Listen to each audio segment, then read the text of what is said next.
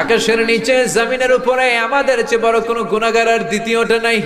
এমন কোনো গুনাহ নাই যে আমরা করি নাই, সগীরা কবিরা, জেনে না জেনে, ইচ্ছায় অনিচ্ছায়, শিরকি বেদাতি, বন্ধুর পাল্লায় পড়ে, শয়তানের ধোঁকায় পড়ে হাজার হাজার গুনাহ করেছি। তোমার দরবারে আমরা ক্ষমা চাই, তওবা করলাম, আর জীবনে গুনাহ করব না।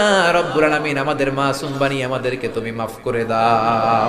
বুক ভরা আশা নিয়ে তোমার শাহী দরবারে এই গহীন রাতে তোমার পেয়ারা বান্দাদেরকে নিয়ে ভিক্ষুকের মতো, নাদানের মতো, মূর্খের মতো হাত তুললাম।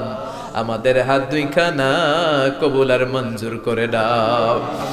আমাদের আব্বা আম্মা, দাদা দাদি, নানা নানি, চাচা চাচি, খালা খালু, মামা মামি, শ্বশুর শাশুড়ি, পাড়া প্রতিবেশী, দেশি খেসি, সবাইকে তুমি মাফ করে দাও।